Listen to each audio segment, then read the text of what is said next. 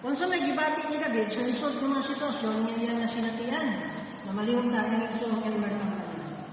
Dili lalim ang nasinatian ni David, dagang lisod na sitwasyon ang nakapahilang niya. Mao gibati niya ang kasakit o pag-antos. Iyang gidescribe ang iyang gibati diya sa Salmo 6:7 nga matod niya, naluya siya tungkol sa iyang pagpagupaw, sa tibuok gabi gihugod niya sa mga luwa ang iyang higdaanan, nabahaan ang iyang kama tungkol sa iyang paghilang. O gibati na niya tungod sa tanang nag-aatake niya. Nasakitan din siya pag-ayo, maong kanadyan siya nila. Salamat kayo sa mayong punto sa kampanya.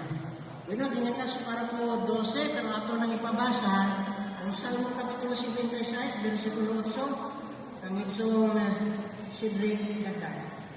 Ginasundan ni mong akong paglatagaw. Tiguma ang akong maluwa sa imong panit na sudunan. Dili ba natala man kini sa imong basahon?